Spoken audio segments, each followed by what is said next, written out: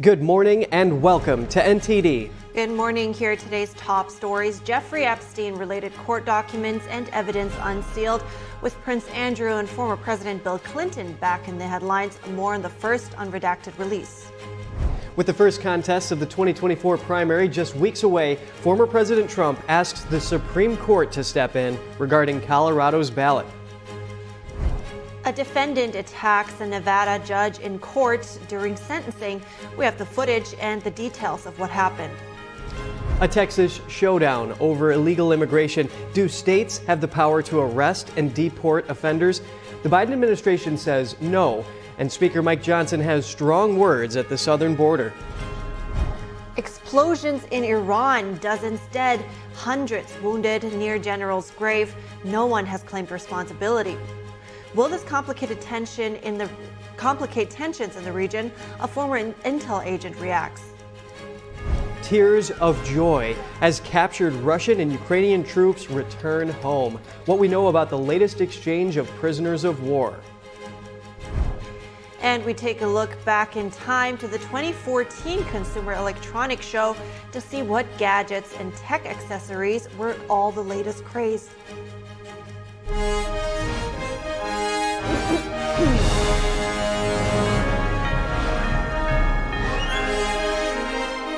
This is NTD Good Morning. Live from our global headquarters, here are Evelyn Lee and Kevin Hogan. Welcome to NTD. Welcome and good morning. Today is Thursday, January 4th. Yes, and our hearts go out to the victims of the twin blasts in Iran. Yes, absolutely. It was the deadliest blast since the Iranian Revolution, and that was in 1979. Yeah. And we're going to get more insight into all this in just a moment. We're going to bring you our lead story right now, which is the latest development in the Epstein saga.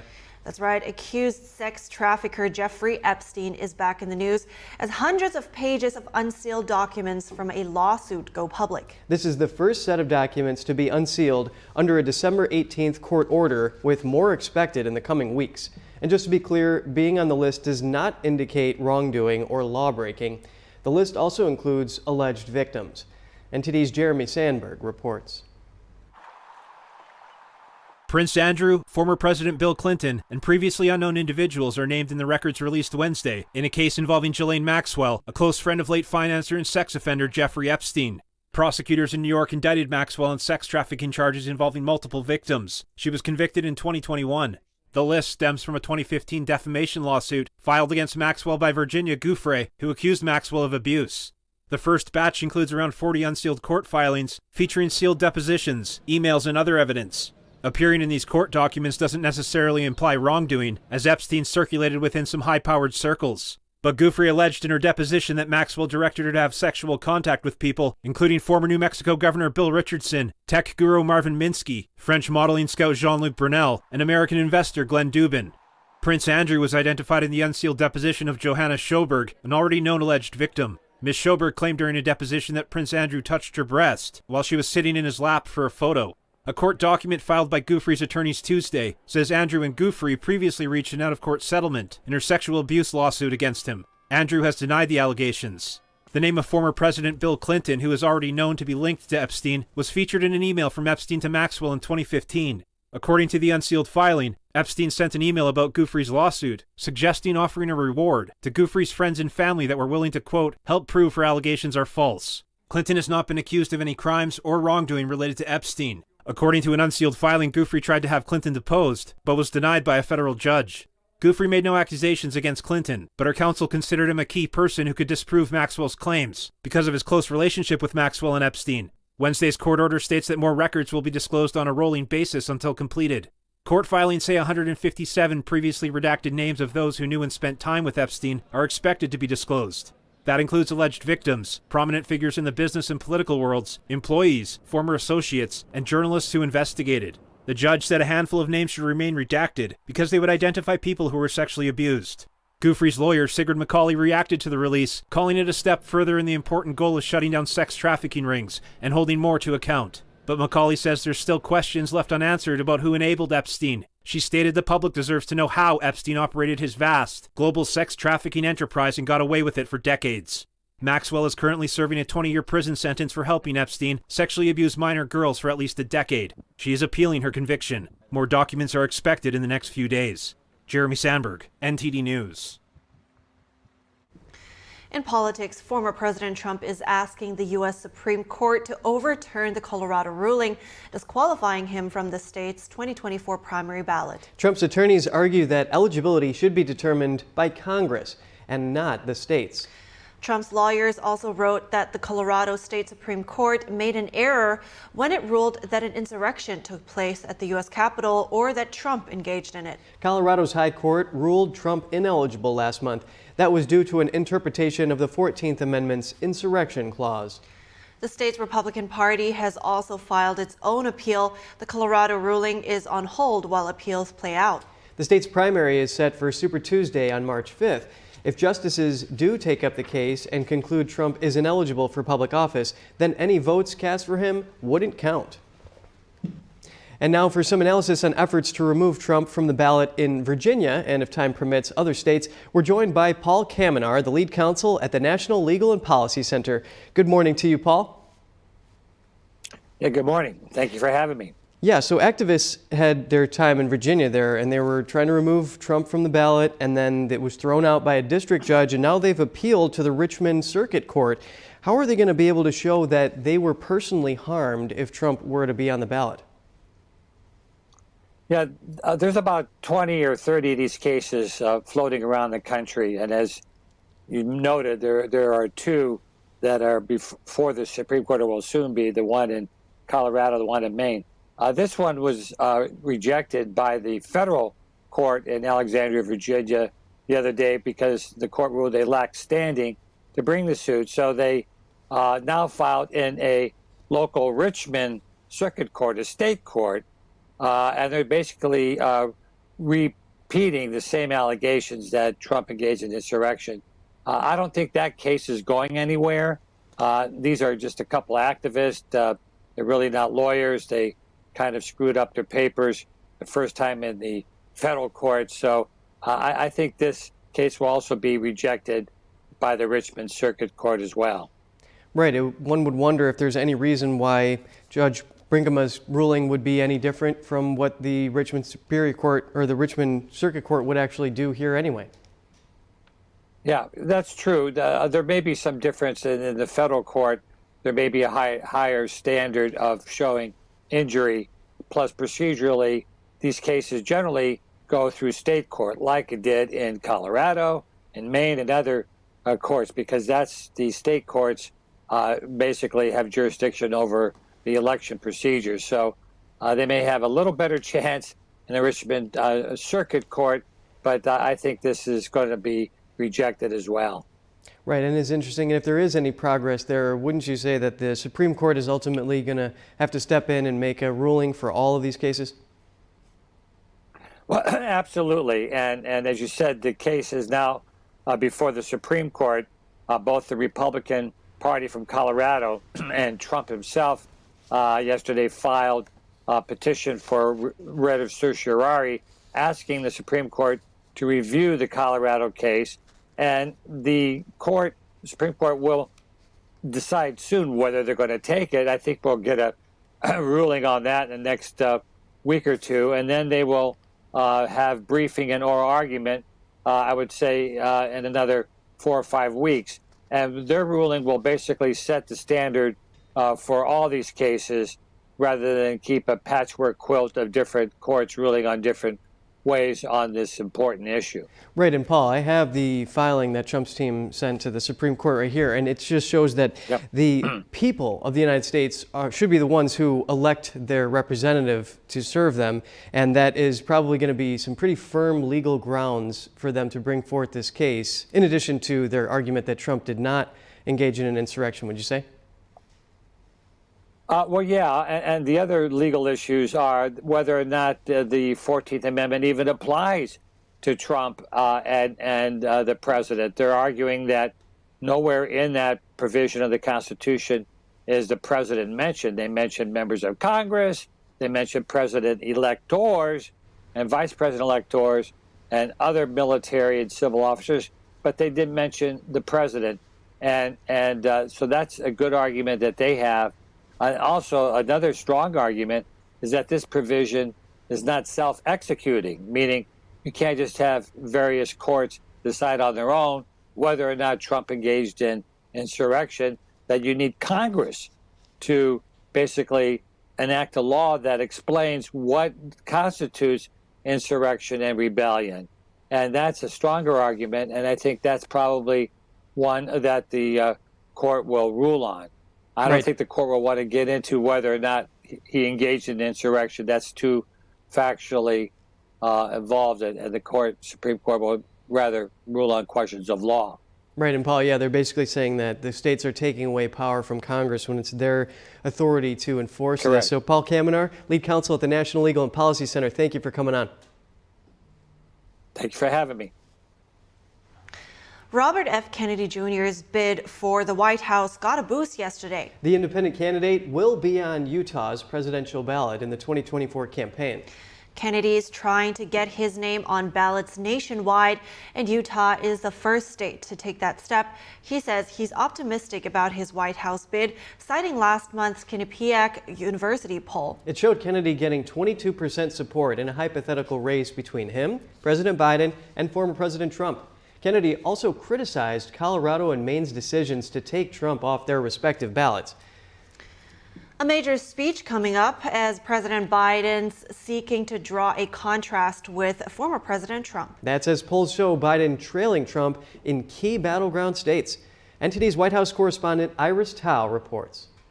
Are expecting to see a major split screen moment this Saturday on the third anniversary of January 6 between former President Trump and President Biden. And President Biden's giving a speech on democracy at Valley Forge, a historic Revolutionary War site near Philadelphia. And the goal here is to try to convince voters that former President Trump poses a historic threat to democracy, one that Biden's campaign says has only grown more dire in the years after 2020. Meanwhile, the White House today saying this about January 6. Watch. What happened on January 6 was unprecedented, an attack on our core principles, an attack on our democracy. What we saw was an attack on our rule of law.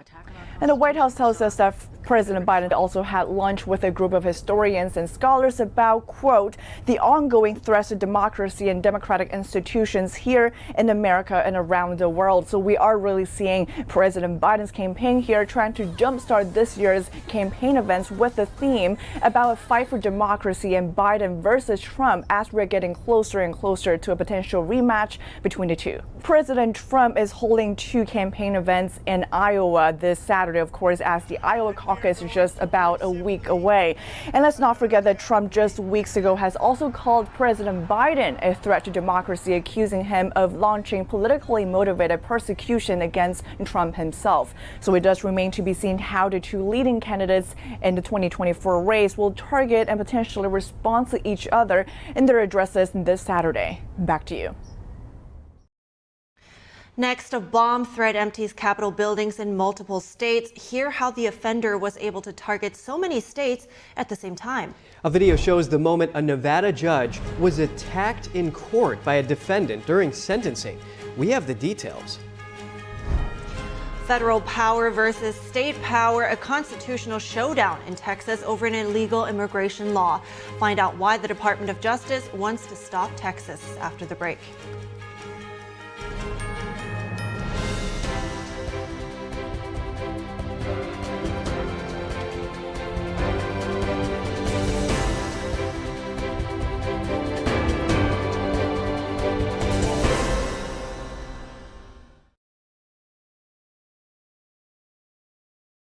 Shen Yun Creations, the streaming platform from Shen Yun, featuring world-class dance, past programs, and all original music.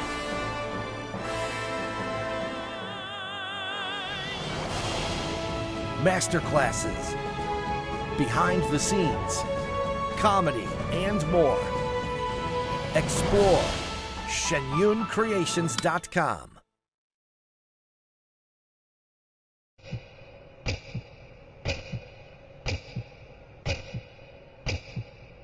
بیست و سه سال 16 سال عمري ما 7 همه داعش کردی ام برانبر خوشکو دایکان یزدی اما کاری که دور دور لهمو چمک دموکراسی و موافقانی مرو و انسانیت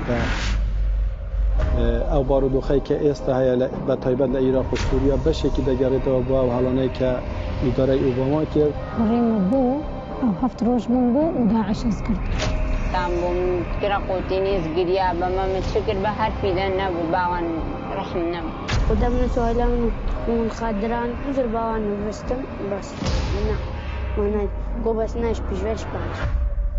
They would literally be auctioned in front of soldiers, and then the soldiers begin to bid. زارود وان همو جيبري تي حملي زارود الدم واسسي وان همو جيبري وحشیگریه که توا عیاره ظلمی که یک جار زور گوره لما افراد نکره و تعدایی که زور زوریان میده که همانه روزانه دست فروشیده.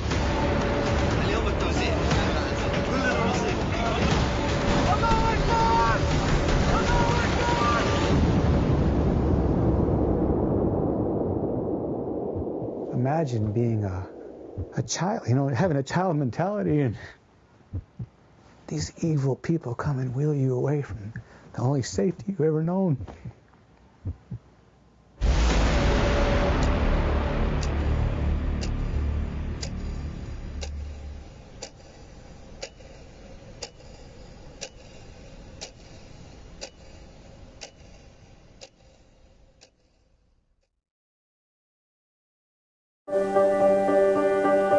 Being prepared is a part of who you are, but it's especially important in the case of a disaster.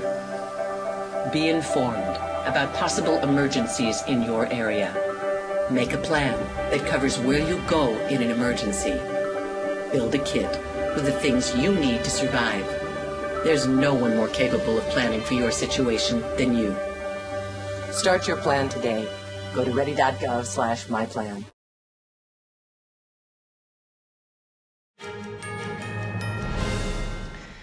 Thanks for staying with us. Capitol buildings in multiple states were temporarily shut down and evacuated yesterday. Officials say a mass email bomb threat was sent to several state offices across the country.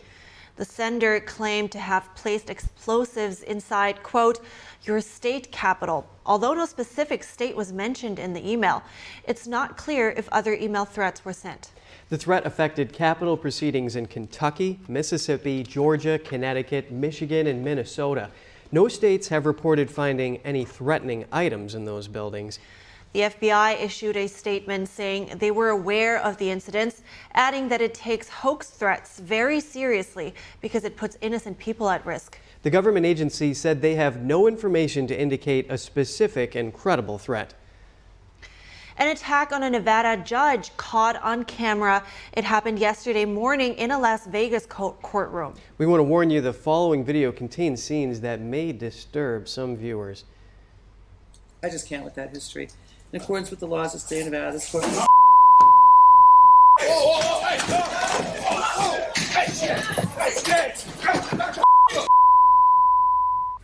The defendant was being sentenced for aggravated battery with substantial bodily harm. He entered a guilty plea during the hearing after Judge Mary Kay Holthus denied bail due to his criminal history. The man leaped over the judge's bench. The judge sustained some injuries and her condition is being monitored. A marshal involved in the incident was hospitalized after the attack. The defendant will be back in court today to face 3 new felony charges stemming from the incident. Dozens of House Republicans at the southern border in Eagle Pass, Texas. Their trip comes as Customs and Border Patrol saw a record high number of illegal crossings in December, around 300,000. That is roughly the size of the city of Orlando, Florida, crossing into the United States illegally in a single month. NTD's congressional correspondent Melina Wisecup reports for us.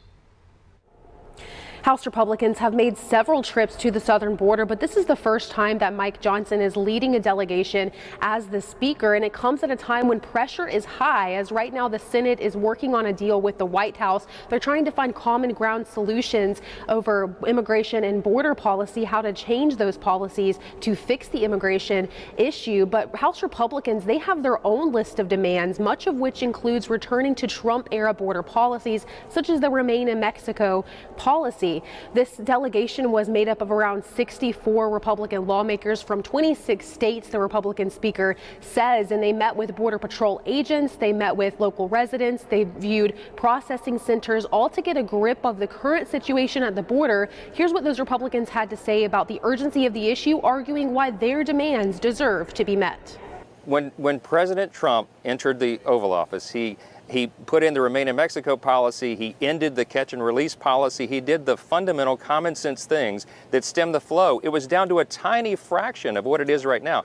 In December alone, it's the highest number in history. And it's going to continue because they're showing no inclination at all to change it. The greatest domestic threat to the national security and the safety of the American people is Secretary Alejandro Mayorkas.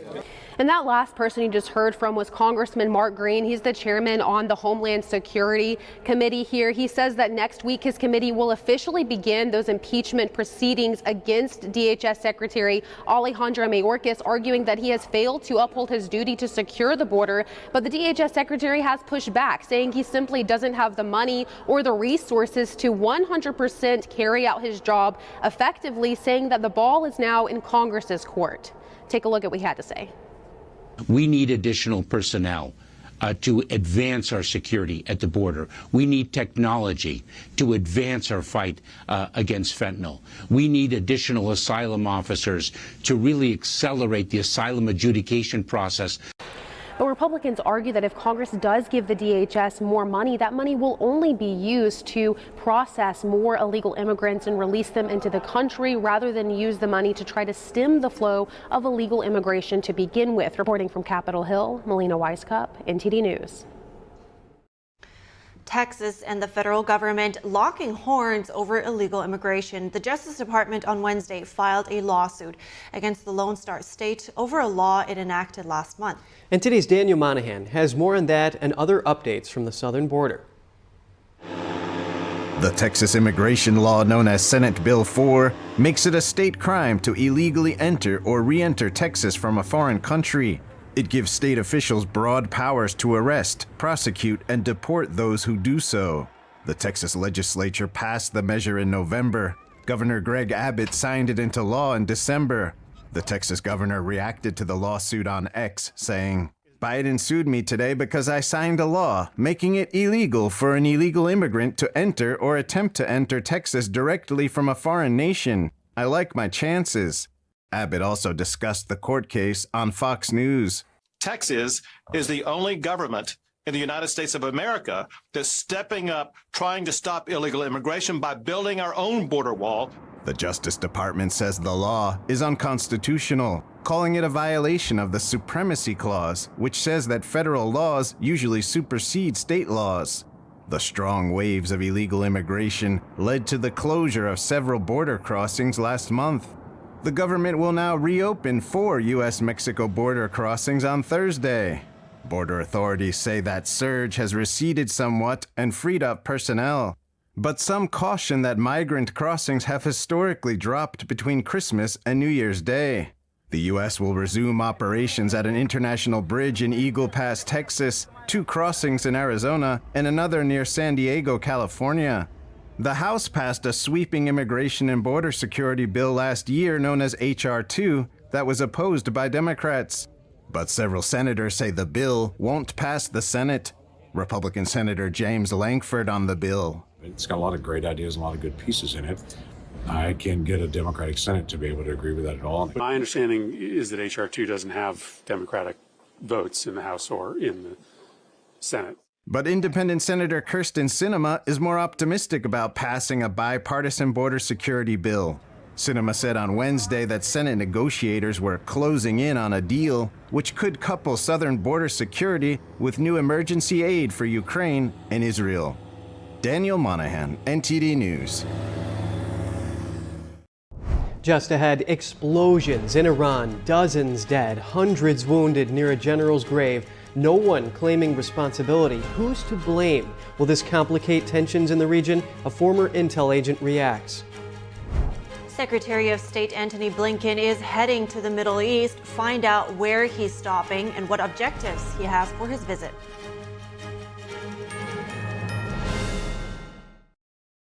What if you could whiten your teeth by simply brushing your teeth? Now you can with Smile Actives, the teeth whitening breakthrough that safely gets your teeth white and keeps them white every day just by brushing your teeth. I never thought that whitening my teeth could be so easy. I just put the gel on the brush, the toothpaste on it, brush, and I can see my white teeth. Simply add Smile Actives to any toothpaste and our patented PolyClean technology activates into a powerful microfoam that penetrates into the enamel surface to safely lift and remove stains. You need a simple way to whiten your teeth.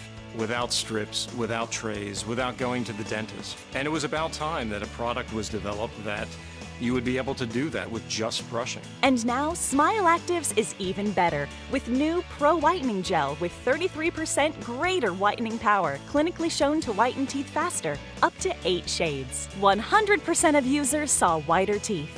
On food stains, coffee and wine stains, even on veneers, crowns, and dentures. I eat the blueberries, I drink the coffee, and I know that Smile Actives will keep my teeth white every day. If you could use something so easy like Smile Actives to take yellow teeth to white teeth, why wouldn't you? Why spend hundreds of dollars for whitening treatments at the dentist when now you can whiten your teeth with new Smile Actives Pro Whitening Gel every time you brush your teeth? Call or go to smileactives.com and for a limited time get new Pro Whitening Gel for just $24.95. Order in the next 5 minutes and buy one get one absolutely free for just $24.95. That's 2 for 1 and save 58%. We'll even include free shipping. Get your teeth whiter guaranteed or return it within 60 days for your money back. I smile every day now. The difference is literally night and day. So now I'm always smiling, always choosing, because now my teeth are much whiter. This offer is not available in stores, so call or click now before the special buy one get one free offer goes away. Kindness is cool. Because we feel happier when we do good. Kindness connects us with others and improves our self-esteem. Simple actions, meaningful lives. Let's practice kindness, share our love, and show our care for one another. Submit videos of kindness to Gangjing World for prizes up to $10,000 in cash.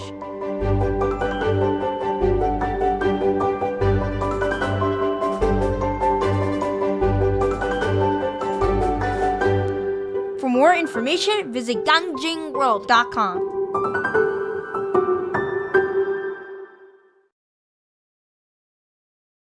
I'm Don Ma in New York City, and we are NTD News.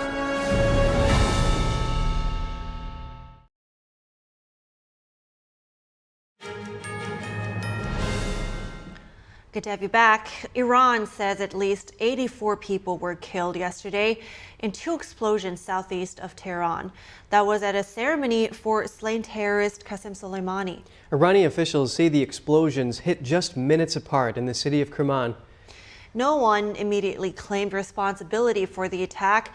Iran's leaders say over 280 people were injured and vowed to punish those responsible for the blasts. An earlier death toll of around 100 was revised twice after officials realized some names had been repeated. The U.S. killed Soleimani in 2020 in Baghdad, Iraq. That was in a precision drone strike ordered by former President Trump. Trump said Soleimani was responsible for plotting attacks on American diplomats and military personnel.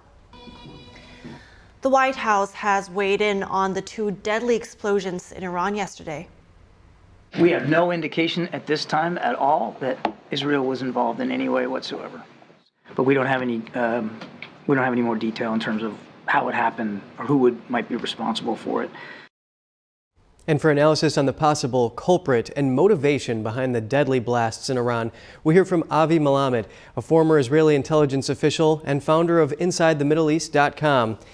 Avi, thank you for your time today. How likely is it that the blast was committed by some other group outside of ISIS, say Kurds or something other than that? Thank you for having me. It's very likely. We have to remember there are lots of groups in Iran that are very hostile to the regime, and they have good reasons to be. Just to name a few, you got the Kurdish underground, you got the rebels of the Ahwaz, the Khuzestan, you got the Baluchi minority in Iran. All of them are brutally oppressed by the Iranian regime. We got ISIS also present in Iran. So there are different factors that could be definitely candidates for something like that. Right, and we know that ISIS was the perpetrator of a blast that occurred back in October 2022, in which 15 people were killed, 40 injured. So we know that there is a tendency for this type of occurrence to happen, and that was over sort of a religious reason, calling what they say, Sunnis, that they did not like. So is there any possibility that this is a repeat here? It's possible, but there is something interesting about the relationship between the regime and ISIS. ISIS is a Sunni militant Islam. The regime in Iran is Shiite. There is traditionally a deep animosity between Sunnis and Shiites, particularly between these two factors. That being said, there is also some interesting information indicating that at the same time there has been some sort of like dialogue or connections going on between that regime and ISIS, as may it surprise to the audience. I just want to remind one interesting fact. Al-Qaeda leaders, Al-Qaeda is the mother movement of ISIS, Al-Qaeda leaders find refuge in Iran. So we shouldn't be that surprised to know about that potential relationship. Right, and we just heard the White House say that they have no indication that Israel is involved. So do you expect Israel involvement here? And if not, why not? No, I do not think Israel has anything to do for different reasons. First, when you look at the nature of what happened yesterday, obviously I saw lots of reports coming in. Many civilians were killed, injured during that attack. This is definitely not something that Israel would do. The other thing is that I don't see any reason why Israel should do that, particularly right now when everything is so tense. I definitely don't think Israel is involved in that, and I think that Israel will also find ways to convey a very clear message that it has no connection to that attack. That being said, it should also be mentioned that the Iranian regime, at least sources in the Iranian regime, point the finger at Israel, which for itself is a very interesting fact. Right, and there's so many moving parts here to the war in Gaza. We have action in the Red Sea. Lebanon is obviously, there's so many things unfolding there. Do you think that this particular incident in Iran is going to cause tensions in the region to accelerate? Well, look, we are already in the midst of evolving and escalating tension across the region. The common denominator, by the way, for all those things that you mentioned, the Red Sea, the Houthis, the Hezbollah in Lebanon, Hamas and Islamic Jihad in Gaza Strip, the common denominator is that they are all, of course, part of this Iranian-backed network of armies of terror across the Middle East. So right now we are in the midst of this escalating frictions, sort of speaking, between Israel and Hezbollah in the northern border. Today we just had a U.S. attack on Iraqi Shiite militias backed by the Iranians. Yesterday we saw a very clear warning from the U.S.-led coalition against the Houthis, warning them for the last time to stop the attacks on the Red Sea. So you got enough of factors that each one of them could easily fuel an escalation. In that regard, you could look at what happened in Iran yesterday as something that adds to the picture, but that's not the real thing that is going, in the end of the day, to ignite, if there is going to be such a scenario, to ignite a massive collision around the region. Well, that's some reassuring words there. Avi Malamed, former Israeli intelligence official and founder of InsideTheMiddleEast.com. Thank you for weighing in on this. Sure. Secretary of State Antony Blinken is set to visit the Middle East today. It will include a stop in Israel amid diplomatic efforts by the U.S. on the Israel-Gaza conflict. That's according to a senior U.S. official who briefed reporters on condition of anonymity.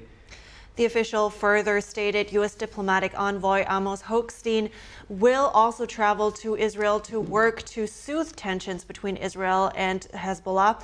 No further details were provided. Meanwhile, President Biden spoke by phone to Israeli Prime Minister Benjamin Netanyahu in recent days. The administration wants to improve access to Gaza for humanitarian aid and secure the release of hostages held by the Hamas terrorist group. Members of the UN Security Council want Yemen's Houthi militants to halt their attacks on shipping in the Red Sea and the Gulf of Aden. Speaking at this year's first formal council meeting, members yesterday said the illegal attacks threaten regional stability, freedom of navigation, and global food supplies. In addition, members also demanded the Iran-backed Houthis release a Japanese-operated cargo ship and its crew. The vessel is linked to an Israeli company and was seized by the Houthis in November. Some members urged the council to take action to halt the Houthi missile and drone attacks, but no formal steps were taken in the open session. The Houthis have launched drones and missiles at more than 20 ships since late November. Yeah, it's definitely so important to secure that shipping route because costs are on the line, Israel's supplies there, and just there's obviously a need to protect the people who are actually involved in this shipping. Absolutely, that and of course then the economical effects there. Yes. And stay with us. We have some updates following Tuesday's plane crash at a Tokyo airport. New information out about a possible cause. Find out the latest. Tears of joy as captured Russian and Ukrainian troops return home. What we know about the latest exchange of prisoners of war.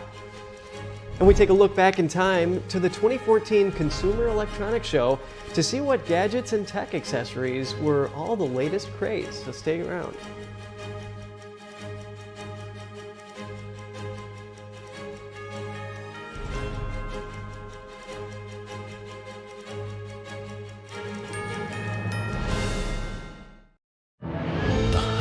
Art is beautiful, breathtaking, timeless, and moving. Experience art with 5,000 years of history, inspired by the divine. Experience Shen Yun.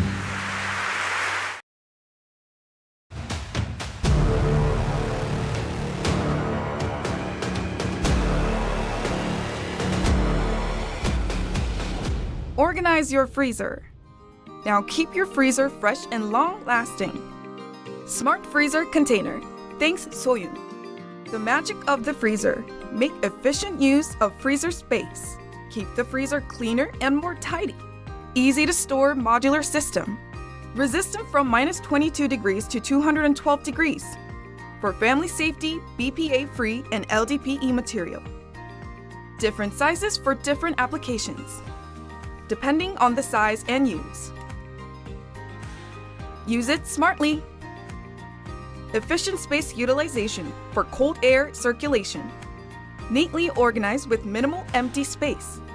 Partitions and trays for more efficient storage. Smart Freezer Container. Thanks to Soyun.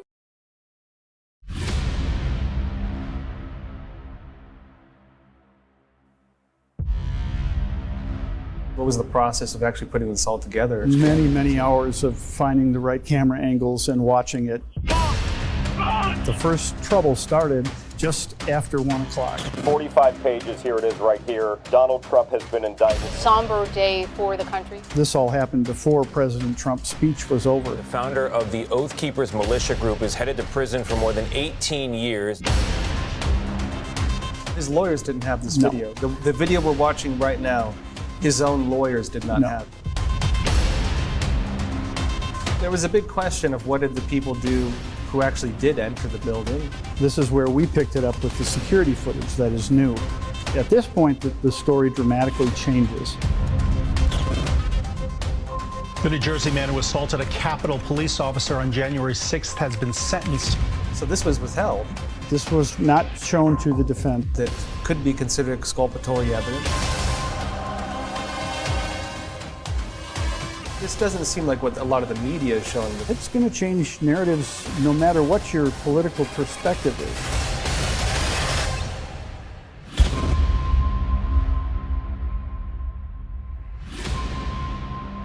What we're after is the truth.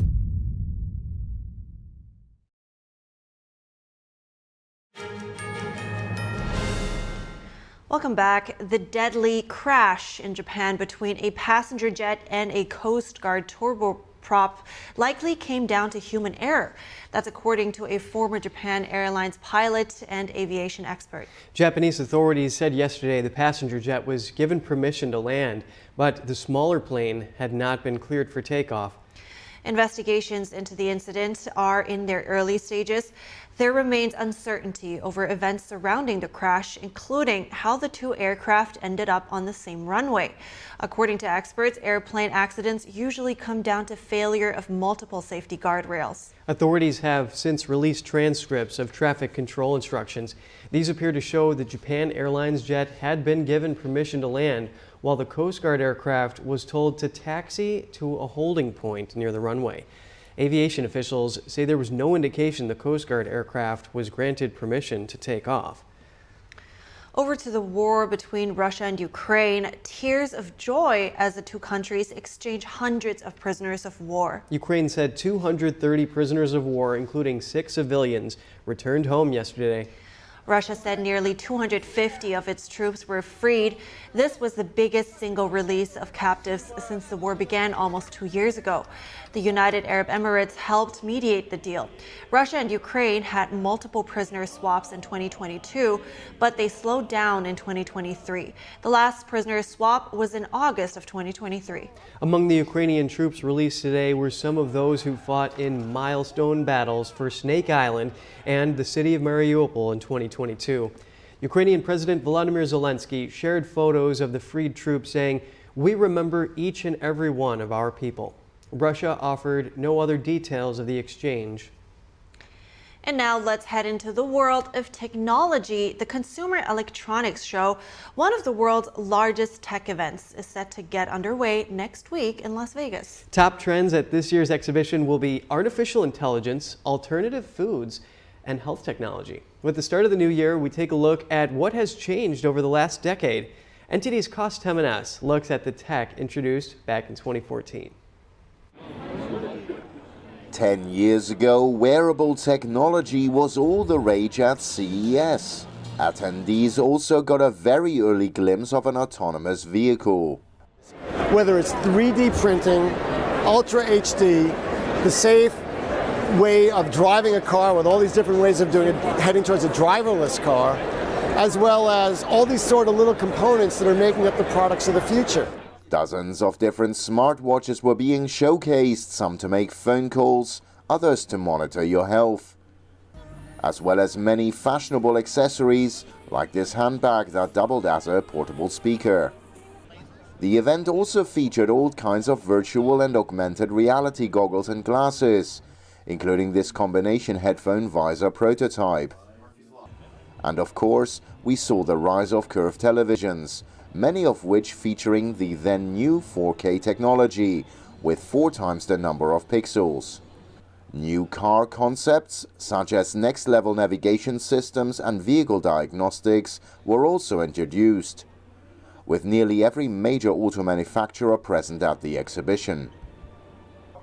There were also awkward moments, such as Transformers director Michael Bay abruptly walking off stage during the Samsung press conference. Californian company Fashion Tech first introduced a new line of smart rings, bracelets and necklaces. And last but not least, 3D printing technology made a huge leap forward when 3D Systems unveiled its first food-safe printers, each allowing users to create their own sweet concoctions.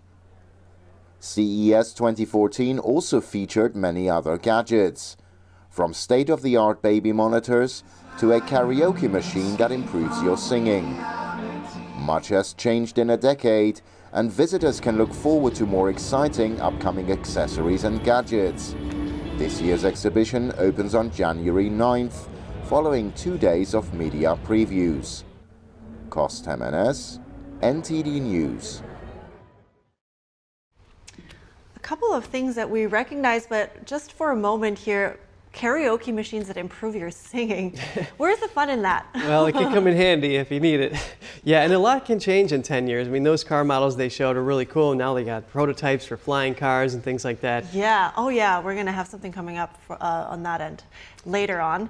But we're now moving to some scandals. 2024 will commemorate some of the world's most important events. NTD's Andrew Thomas has more on what major anniversaries this year has in store.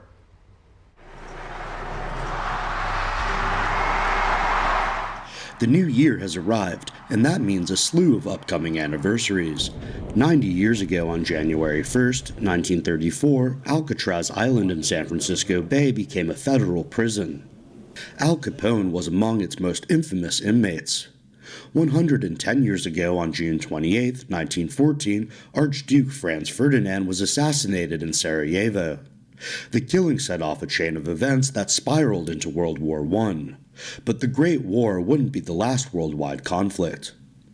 On June 6th, 80 years ago, 156,000 Allied troops landed in Normandy. The largest amphibious invasion in history was ultimately able to breach Hitler's Atlantic Wall on France's north coast. By the end of the day, some 10,000 men had been killed, injured, or were missing. February 2024 marks a decade since Russia annexed Crimea in Ukraine. Less than 10 years later, Russia launched a full-scale invasion in February 2022.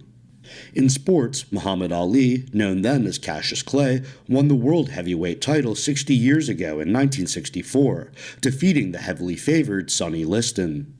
Paris will host the Olympics this summer, 100 years after it last hosted the Games. The 1924 Games were the first to house athletes in an Olympic village. Johnny Weissmuller won 3 swimming gold medals. The future star of the Tarzan films also earned a bronze medal in water polo. 60 years ago, Donald Campbell set the world water speed record on December 31st, 1964. The Daredevil reached an average speed of 276 miles per hour in his speedboat Bluebird in Western Australia. Campbell was the first person to break the world land and water speed records in the same year. He died trying to break his own record a few years later in England. 30 years ago, Nelson Mandela became the first president of post-apartheid South Africa. After 27 years in prison, he became one of the world's most beloved statesmen in 1994. He died in December 2013. On August 9, 1974, U.S. President Richard Nixon resigned over Watergate. The scandal involved breaking into and bugging the Democratic National Committee headquarters. Cover-up activities. 110 years ago, the Panama Canal opened. The waterway revolutionized global sea traffic by replacing long voyages around South America's Cape Horn. An estimated 20,000 workers died during French control of the project, many due to tropical diseases such as malaria. 5,600 more perished during U.S. construction. In September 2014, protesters in Hong Kong demonstrated for 79 days, but failed to win any concessions. The movement inspired a new generation of political activists. But China has cracked down on free speech and political opposition in the former British colony. 20 years ago, some 230,000 people in southern Asia were killed by a tsunami on December 26, 2004. The world's most powerful earthquake in 40 years beneath the Indian Ocean triggered the catastrophe. Apple launched its first Apple Macintosh computer 40 years ago on January 24, 1984. The Mac had a graphical user interface and was also cheaper and faster. It also marked the beginning of the company's large advertising campaigns. Andrew Thomas, NTD News. Wow, lots of notable moments there all across the board. Yeah, it's like opening up a time capsule, seeing that old Mac. I know. I actually had one of those, You did? a similar one. Yeah, when the first Macs came out. Oh, I don't even remember anymore. Yeah, they had some pretty cool games on there. But on a more serious note, my grandfather actually was involved in D-Day invasion, not on the beaches, but paratrooping behind enemy lines, softening up German defenses. Yeah, Wow, he was shot 3 times on the way down, and then he ended up getting a Purple Heart for that, for continuing to fight thereafter.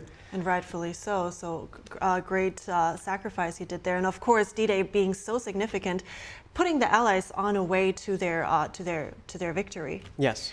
Well, coming up, tired of being stuck in standstill traffic during rush hour? Well, there might be a solution. We take a look at a prototype of a flying car. It's just clear as day. The media, whether it's broadcast, cable, or print media, has become extremely biased. And I started looking online for alternative ways to get information. And I saw an ad for a free trial. And I looked at it and I said, Epoch Times. I mean, come on, this is end of days type of stuff. I mean, what are they going to be talking about here? And I said, well, it's a free trial. Let me dig in. Is it giving me both sides? Is it giving me an objective point of view here? I have looked for opportunities to see where they might be biased, and I don't find it. It has given me a level of trust in media that I didn't think I'd ever get back. I love the Epoch Times because it has renewed my faith in the idea that a reliable, responsible, non-biased source of information is available. And I can say that I love it because of that.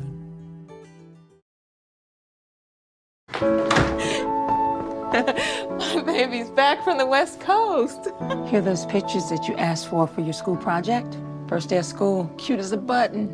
So long ago. Oh, here's Grandma Florence after that flood wiped out the whole neighborhood. Sometimes I just cannot believe all the storms we've gone through here. I can only hope that we'll be able to leave this house to you one day, baby. You're our legacy. Planning for these disasters will make sure we're safe, and is the best way to protect that legacy. Those beans smell heavenly. Give Mom a little credit. You know what? We should make an emergency communication plan. That way we're ready this year. Great idea. At my dorm, we have emergency kits for earthquakes and wildfires, but I'm sure there's something more local I can send you with the link. Okay. Smart. I'm coming to share with you guys. Protect your legacy. Plan for natural disasters today. Visit ready.gov/plan. My dad's name was David. He always talked about getting life insurance, and now it's too late. No one was expecting my husband Dave to suffer from a heart attack. We didn't have life insurance. We thought we had more time.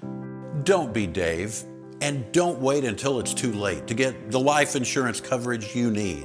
And if you don't have enough insurance to cover funeral costs, credit card debt, and other expenses, your family is going to get stuck with the bill. Call now to get affordable life insurance. Just call 800-494-1562. If you're over 50, you can't be turned down for this insurance, regardless of your health. Plus, there's no medical exam, no health questions. Your rate will never go up. Your coverage will never go down. And rates start as low as $5 a week. Remember, don't be Dave. Call now. Call now. 800-494-1562.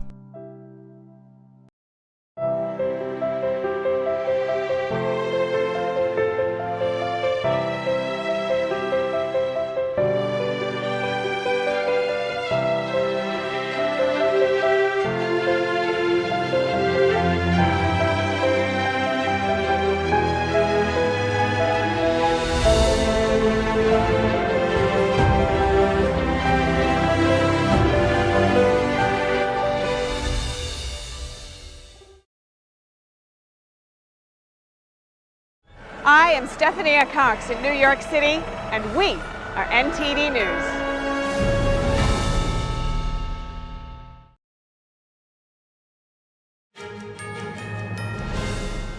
Welcome back. We have a segment about technology coming up for you. Being stuck in standstill traffic could be a thing of the past. That's right. I spoke to the founder of a company that's developing a flying car. Take a look.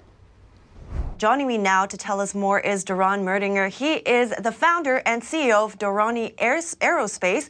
Good morning, Doron. It's really good to see you. It's such an interesting topic to talk about. So, because you're the CEO of, let's say, one of the startups that are looking to roll out flying cars. First, when do you think we will actually see the first ones out on the streets and in the air, of course?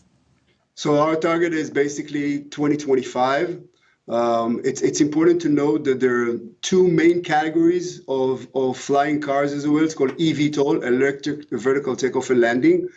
Most of them are catered to the air taxi, which is a ride sharing. It's a big aircraft. It's a service like Uber or an air taxi. We are not at that. We're different in a way that we're doing for personal use. So essentially, you will be able to fly yourself from your own home, from your essentially two-car garage here in Florida, and commute at an altitude of about a little bit higher of a drone.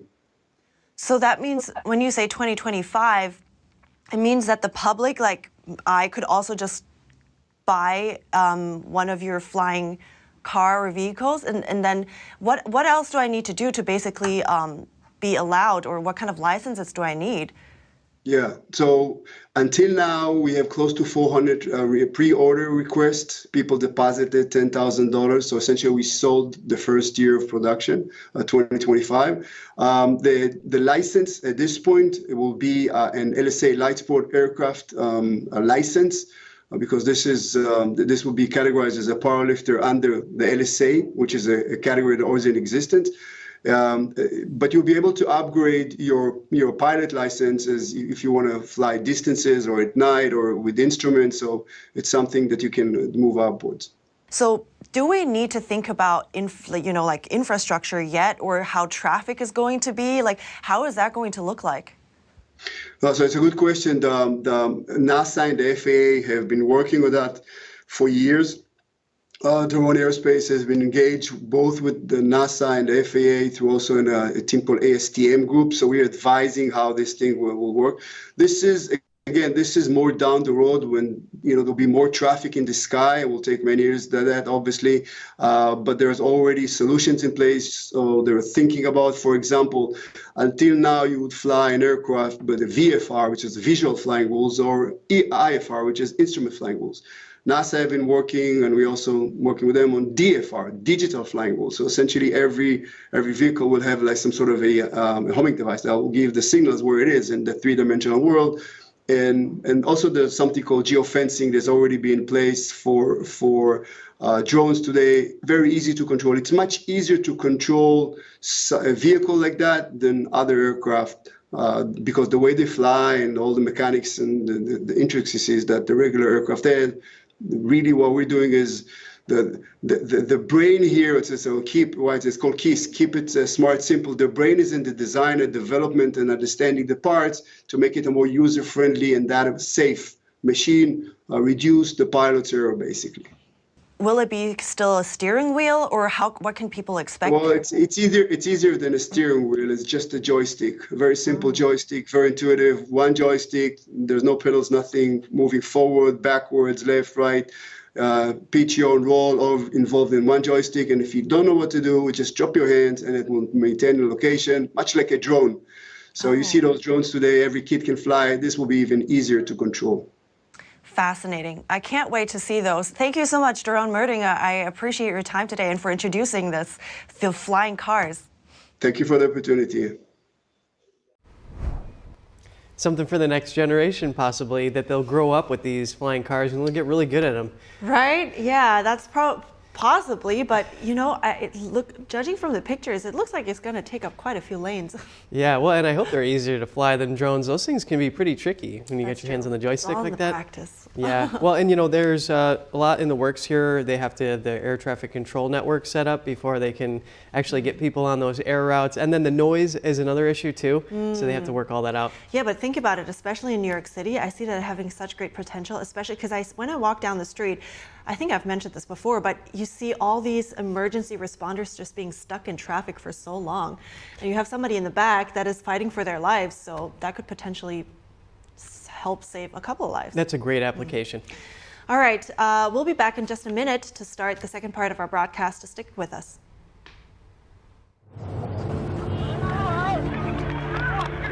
There are real consequences to controlled media.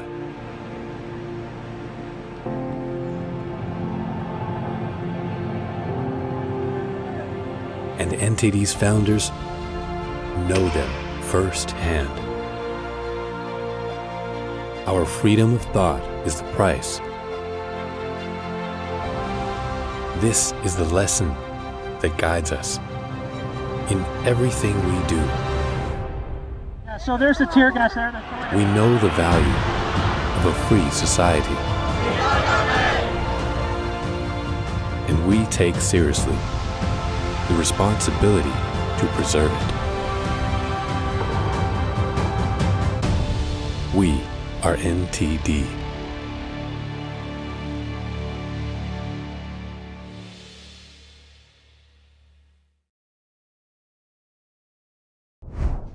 Good morning. Welcome to NTD. Good morning. Here are today's top stories. Explosions in Iran killed dozens of people near a slain general's grave yesterday. Hear what the U.S. has to say. Secretary of State Antony Blinken will be heading to the Middle East later today. He'll be stopping in Israel during his visit. Find out the objectives of his trip. Federal power versus state power, a constitutional battle in Texas over a new law to curb illegal immigration. Find out why the Biden administration wants to stop a Texas plan. Jeffrey Epstein, related court documents and evidence unsealed, with Prince Andrew and former President Bill Clinton back in the headlines. More on the first unredacted release. Looking ahead at retirement, some new legal changes could make it easier for you to save up for your retirement. Stay tuned to find out more. They start out as cute puppies. We take a look at the school that trains them to become international drug-sniffing canine police officers.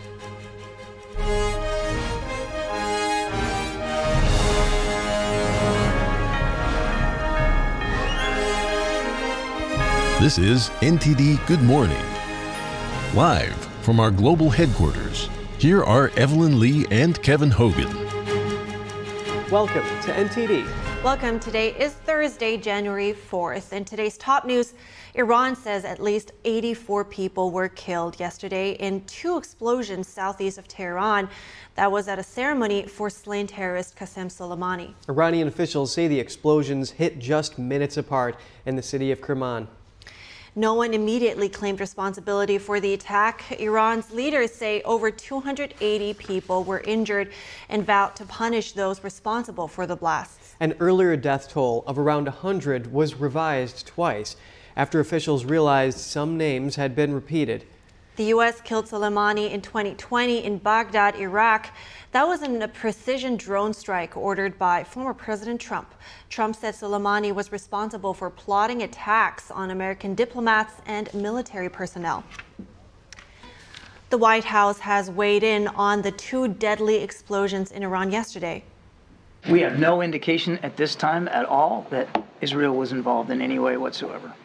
But we don't have any more detail in terms of how it happened or who might be responsible for it. Also yesterday, we reported about the assassination of Hamas leader Saleh al-Aruri. Let's hear more about the possible aftermath from Brandon Weichert. He is a geopolitical analyst and author of The Shadow War, Iran's Quest for Supremacy. Good morning. It's really good to see you. First, tell me more about the role of Saleh al-Aruri. How important was he actually for Hamas as an organization? Well, Aruri was very important, and good morning, by the way. Thank you for having me. But Aruri was very good for Hamas's command structure because he was the guy that created the Al-Qassam brigades. So this is a very important wing. It's the militant wing of Hamas. He was in Israeli prison, I think, for about 15 years, and then he was released and ended up living, quote, in exile in Lebanon to the north of Israel. But as it has been proven, he was actually in charge of Hamas's political wing until the day he died. So he's a very important loss for Hamas, not only in terms of sort of the symbol, but also because of the years of experience in warfare that he had brought to the table for that organization. So his loss will be felt for many years to come. That's interesting that you say that. I've actually heard analysts said that Hamas is known for replacing leadership like that and being able to absorb these kind of contingencies, which almost makes it sound like it won't have that huge of an impact. So tell me more about where you think this fits into Israel's strategy. Well, they're going to be able to replace him, and the whole nature of Hamas and Hezbollah and these terrorist organizations is they're sort of like a hydra. They cut off one head, another one rises in its place. But you can't discount the importance of Aurori's years of experience, and so they can replace him, and they'll probably find somebody who can, and they'll keep fighting. But there is going to be a serious deficit, I think, with just the years of experience and what he brought to the table in terms of his style of leadership. Understood. And now, of course, it was in the south of Lebanon. So what do you make of Hezbollah's warnings? Do you see this war widening because of this? Well, Hezbollah, I've been warning that they have these precision-guided missiles that are the real threat to Israel in the medium term, because Israel can hit Gaza, they can take out Hamas, but Hezbollah has the full backing, and it's basically an arm of the Iranian military. And so I think that while Hezbollah doesn't want to necessarily fight right this minute, they are itching to basically have that northern front open up. So this very well could be the trigger. You're already seeing European countries and Canada recall their citizens, telling people to not stay in Lebanon if they're there. You saw the reports coming out is that Nasrallah, the head of Hezbollah, was whisked away from Beirut to Tehran. That's not yet confirmed, but certainly I think this is a sign that Hezbollah might be readying now to open up that northern front that I've been warning about for the last few months. Wow, certainly something to keep an eye on, because very serious. So do you think now with that, since Israel went to Lebanon, do you think, and they have been warning that they would go after Hamas wherever they are, so do you think they would target leaders in Turkey and Qatar as well? Absolutely. I think that they target the leadership of Hamas wherever they go. And it's also a sign to countries like Turkey, which seem to be giving sympathy to Hamas and possibly Hezbollah, not to get too close to Hamas, because Israel will do what it takes to defend itself. Furthermore, it's a message to Hezbollah.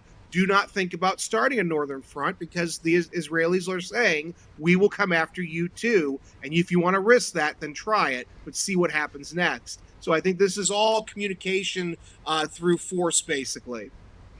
So with such a clear message, why do you think Israel was not giving a clearer statement on this attack? They like to maintain the shroud of secrecy around their operations. That helps not only with plausible deniability, but it also allows for them to protect sources and methods. And that uncertainty puts fear into their enemies. And that is a key component of Israel's strategy. They want to strike fear into the hearts of the terrorists, who often use fear as a weapon against Israel. Thank you so much, Brandon Weichert. I really appreciate your insight, as always. Thank you. And Secretary of State Antony Blinken is set to visit the Middle East today. It will include a stop in Israel amid diplomatic efforts by the U.S. on the Israel-Gaza conflict. That's according to a senior U.S. official who briefed reporters on condition of anonymity. The official further stated U.S. diplomatic envoy Amos Hochstein will also travel to Israel to work to soothe tensions between Israel and Hezbollah. No further details were provided. Meanwhile, President Biden spoke by phone to Israeli Prime Minister Benjamin Netanyahu in recent days. The administration wants to improve access to Gaza for humanitarian aid and secure the release of hostages held by the Hamas terrorist group. Moving on, accused sex trafficker Jeffrey Epstein is back in the news as hundreds of pages of unsealed documents from a lawsuit go public. This is the first set of documents to be unsealed under a December 18th court order, with more expected in the coming weeks. And just to be clear, being on the list does not indicate wrongdoing or lawbreaking. The list also includes alleged victims. NTD's Jeremy Sandberg reports. Prince Andrew, former President Bill Clinton, and previously unknown individuals are named in the records released Wednesday in a case involving Ghislaine Maxwell, a close friend of late financier and sex offender Jeffrey Epstein. Prosecutors in New York indicted Maxwell on sex trafficking charges involving multiple victims. She was convicted in 2021. The list stems from a 2015 defamation lawsuit filed against Maxwell by Virginia Gouffre, who accused Maxwell of abuse. The first batch includes around 40 unsealed court filings featuring sealed depositions, emails, and other evidence. Appearing in these court documents doesn't necessarily imply wrongdoing, as Epstein circulated within some high-powered circles. But Giuffre alleged in her deposition that Maxwell directed her to have sexual contact with people, including former New Mexico Governor Bill Richardson, tech guru Marvin Minsky, French modeling scout Jean-Luc Brunel, and American investor Glenn Dubin. Prince Andrew was identified in the unsealed deposition of Johanna Schoberg, an already known alleged victim. The name of former President Bill Clinton, who is already known to be linked to Epstein, was featured in an email from Epstein to Maxwell in 2015. Giuffre made no accusations against Clinton, but her counsel considered him a key person who could disprove Maxwell's claims, because of his close relationship with Maxwell and Epstein. Wednesday's court order states that more records will be disclosed on a rolling basis until completed. Court filings say 157 previously redacted names of those who knew and spent time with Epstein are expected to be disclosed. The judge said a handful of names should remain redacted because they would identify people who were sexually abused. Maxwell is currently serving a 20-year prison sentence for helping Epstein sexually abuse minor girls for at least a decade. She is appealing her conviction. More documents are expected in the next few days. Jeremy Sandberg, NTD News. Coming up with the first contests of the 2024 primary just weeks away, former President Trump asks the Supreme Court to step in regarding Colorado's ballot. Looking ahead at retirement, some new legal changes could make it easier for you to save your money. Stay tuned to find out more. From pups to international police officers, visit the school training dogs to become sniffers for drugs and explosives when we come back.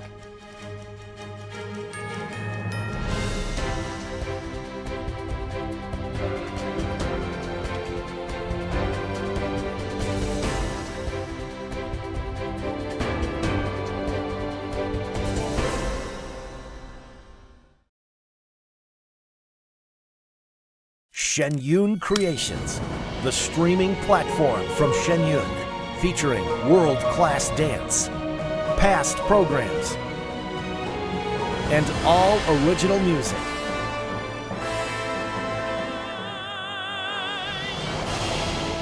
Masterclasses, behind the scenes, comedy, and more. Explore shenyuncreations.com. As we naturally age, many people are getting zero amount of this incredible and unique substance. That's when we start seeing an impact in our joints, skin, nails, and even our digestion. People ask me, Dr. X, what is the #1 supplement I should be taking? My answer is multi-collagen protein. People's reactions to me, people were like, what are you doing? What is going on? You look amazing. You have a glow about you. What makes Ancient Nutrition Multi-Collagen stand out from other brands? 10 types of collagen. It's grass-fed, pasture-raised with vitamin C and probiotics. It's proven to reduce exercise-induced joint discomfort as early as day 1 and reduce joint discomfort rapidly, continuously, and persistently. It improves the appearance of crow's feet after 4 weeks and improves skin tone after 8 weeks. And it promotes hair thickness, growth, and a reduction in hair breakage. It has transformed everything from my hair. Like, my hair was starting to kind of just, come out. And I don't have that anymore. My skin feels amazing. Call the number on your screen and find out how to get a free bottle when you order, plus free shipping and our 30-day money-back guarantee. And as a bonus, we will include Dr. Josh Axe and Jordan Rubin's revolutionary book, Multi-Collagen Makeover, free with your order, plus free shipping and free returns. I have implicit trust in Dr. Axe because the plan worked. I'm living proof of it. This is the collagen protein that is backed by clinical studies. It's what my family uses, it's what I use, and I know you're gonna benefit in a big way as well. Love the results or get your money back. This special TV offer is not available in stores. Call the number on your screen or go online now.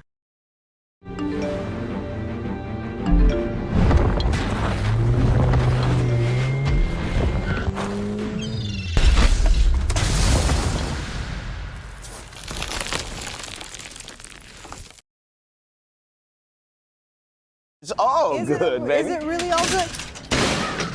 If you love me enough to routinely test your handyman skills, not to mention the strength of your marriage, then of course you'll visit nhtsa.gov/therightseat to make sure I'm in the right car seat.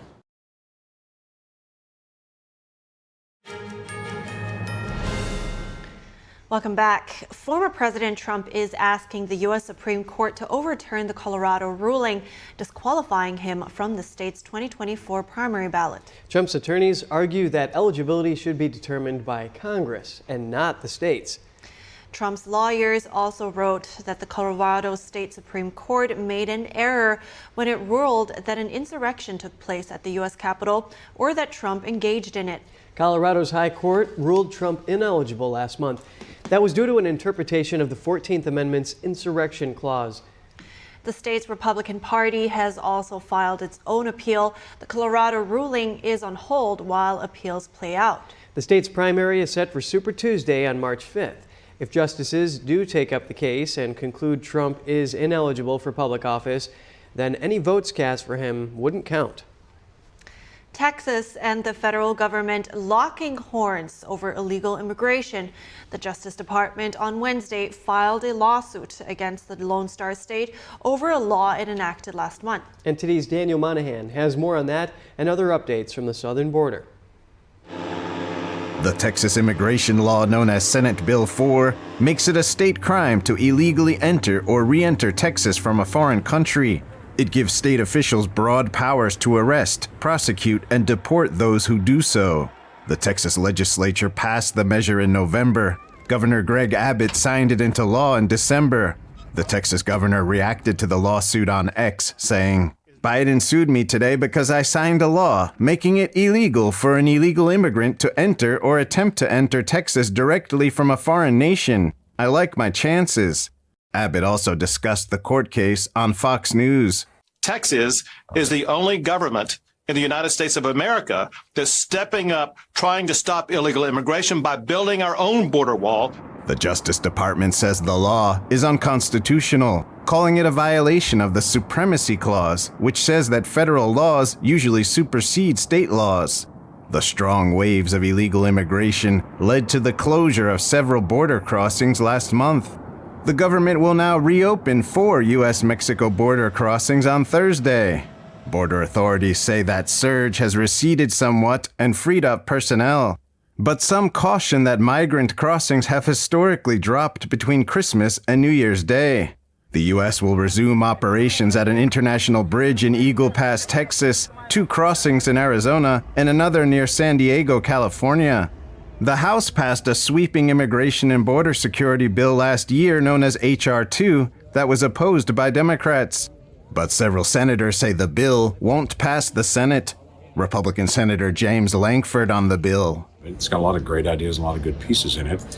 I can get a Democratic Senate to be able to agree with that at all. My understanding is that H.R. 2 doesn't have Democratic votes in the House or in the Senate. But independent Senator Kyrsten Sinema is more optimistic about passing a bipartisan border security bill.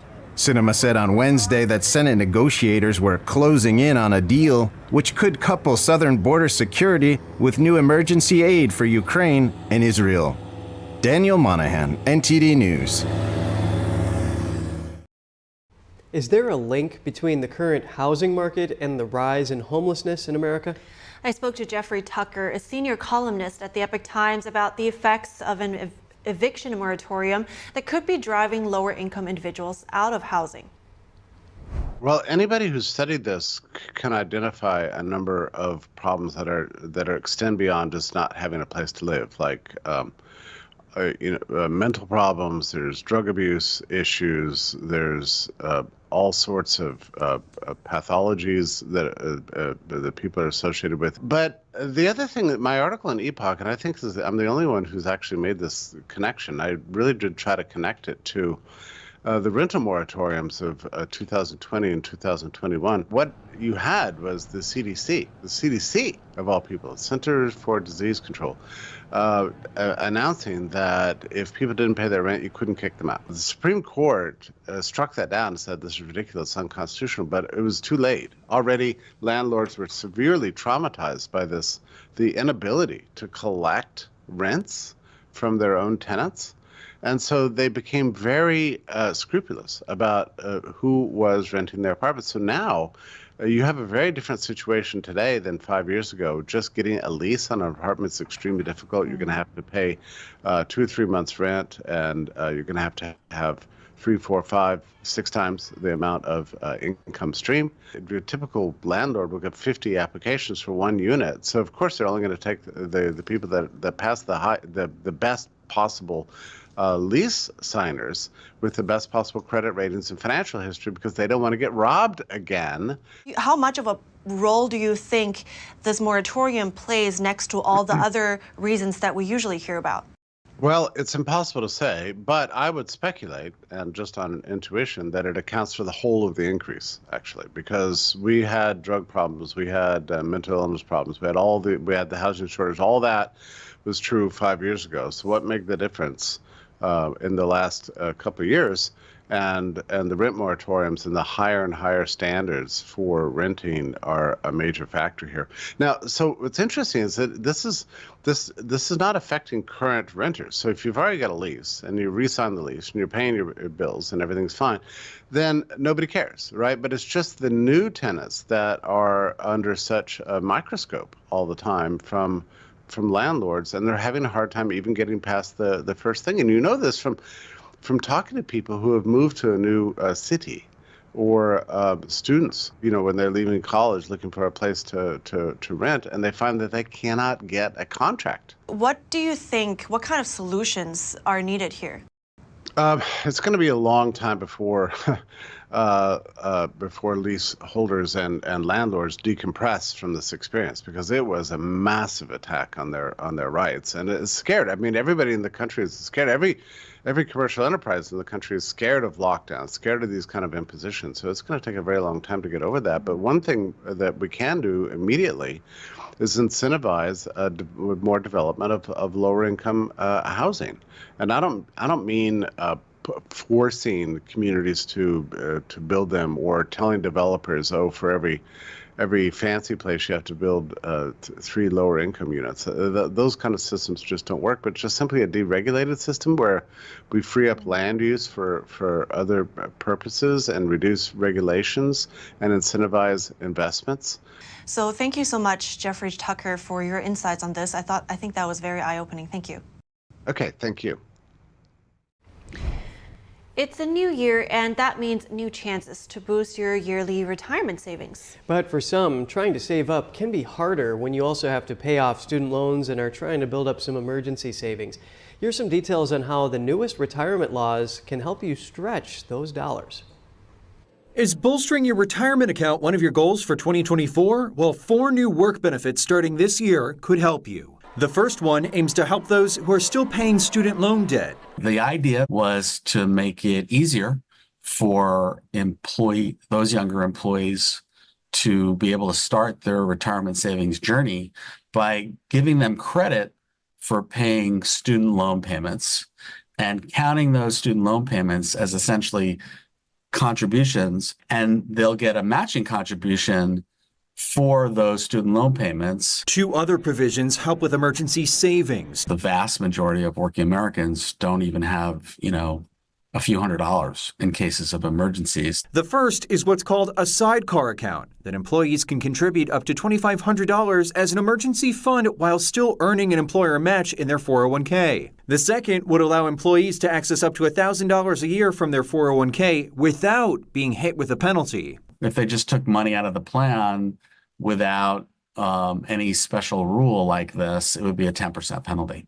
The final provision will allow part-time employees to participate in company 401ks after logging 500 hours over a 12-month period for 2 consecutive years instead of 3. In the end, it's up to your employer as to which of these new provisions they want to adopt. Of the 4, they are only required to implement 401k access to part-time employees. And we take you over to Mexico, where a puppy kindergarten is training dogs that may become heroes in the future. The school raises and trains one breed of dog they consider best suited for a very specific task. Let's take a look.